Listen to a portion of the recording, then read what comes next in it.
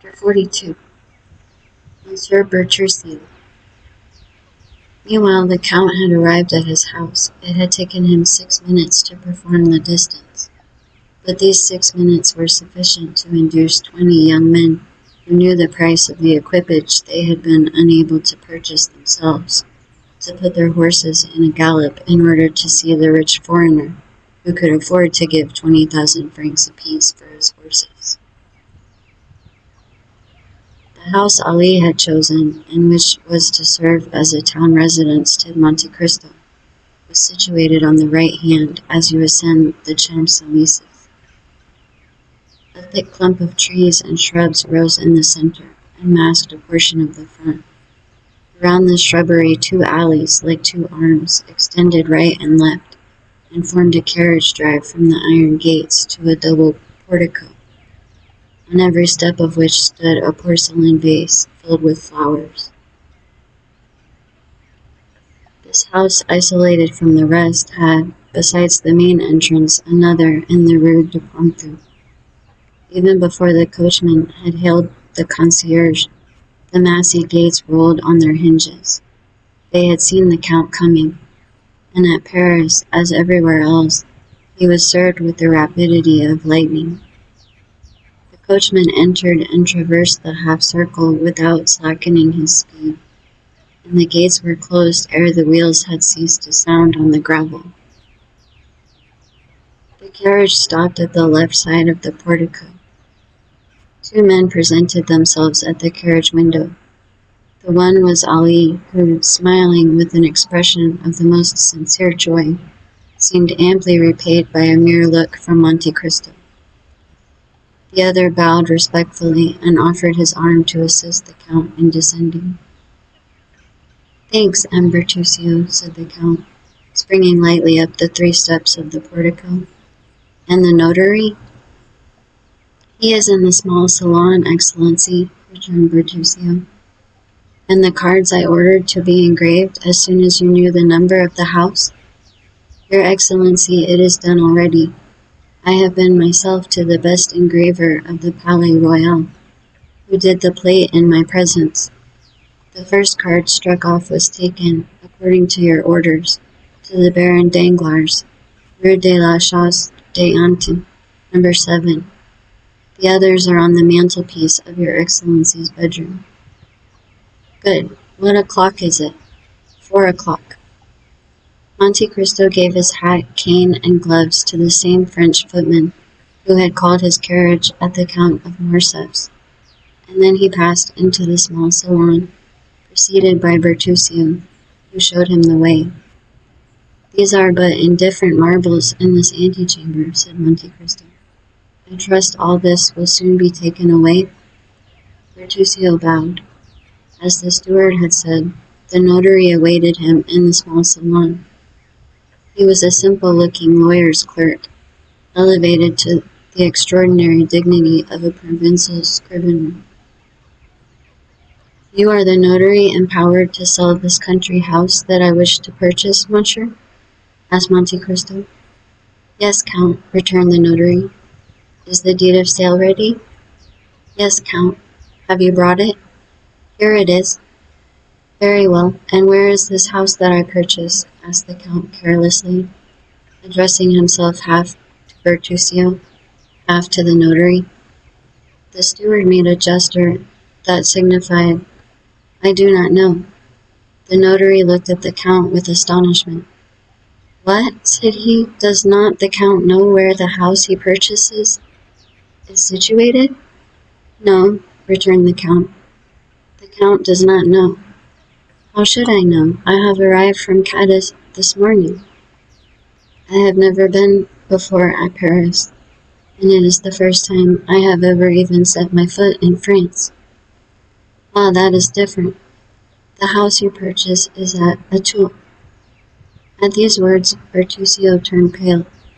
"And where is Auteuil?" asked the Count. "Close by here, monsieur," replied the notary. "A little beyond Passy, a charming situation in the heart of the Bois de Boulogne." "So near as that?" said the Count. But that is not in the country. What made you choose a house at the gates of Paris, and Bertuccio? I, cried the steward with a strange expression. His Excellency did not charge me to purchase this house. If His Excellency will recollect, if he will think— Ah, true, observed Monte Cristo. I recollect now. I read the advertisement in one of the papers, and was tempted by the false title, A Country House. It is not yet too late, cried Bertuccio eagerly, and if your Excellency will entrust me with the commission, I will find you a better at Enghien, or at Fontenay-aux-Roses, or at Bellevue. Oh no, returned Monte Cristo negligently. Since I have this, I will keep it. And you are quite right, said the notary, who feared to lose his fee. It is a charming place, well supplied with spring water and fine trees, a comfortable habitation, although abandoned for a long time, without reckoning the furniture, which, although old, is yet valuable, now that old things are so much sought after. I suppose the Count has the tastes of the day? To be sure, returned Monte Cristo. It is very convenient, then. It is more, it is magnificent. Peste, let us not lose such an opportunity, returned Monte Cristo. The deed, if you please, Mr. Notary. And he signed it rapidly, after having first run his eye over that part of the deed in which specified the situation of the house and the names of the proprietors. Bertuccio, said he, give 55,000 francs to Monsieur. The steward left the room with a faltering step, and returned with a bundle of banknotes, which the notary counted like a man who never gives a receipt for money until after he is sure it is all there. And now, demanded the Count, are all the forms complied with? All, sir. Have you the keys? They are in the hand of the concierge, who takes care of the house, but here is the order I have given him to install the Count in his new possessions. Very well, and Monte Cristo made a sign with his hand to the notary, which said, I have no further need of you, you may go. But, observed the honest notary, the Count is, I think, mistaken. It is only 50,000 francs, everything included. And your fee?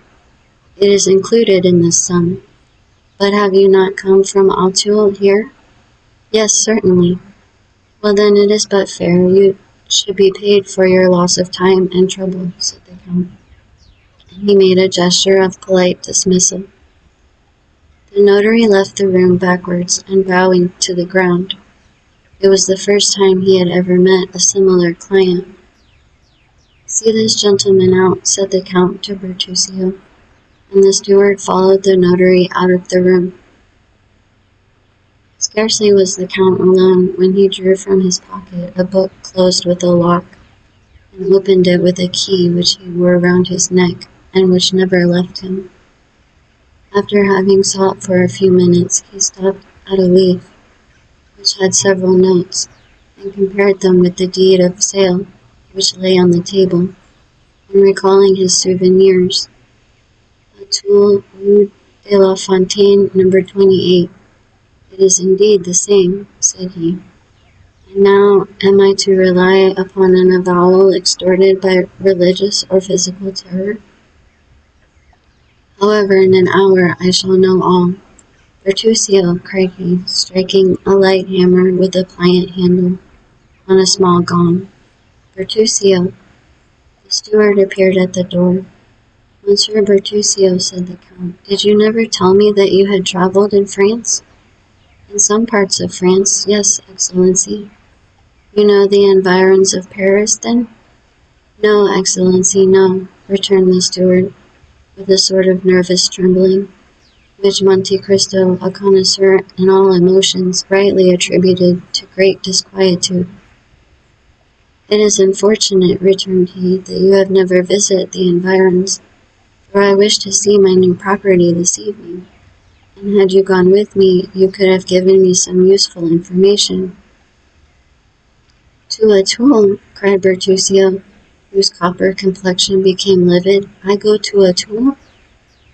Well, what is there surprising in that? When I live at Auteuil, you must come there, as you belong to my service. Bertuccio hung down his head before the imperious look of his master, and remained motionless without making any answer. Why, what has happened to you? Are you going to make me ring a second time for the carriage?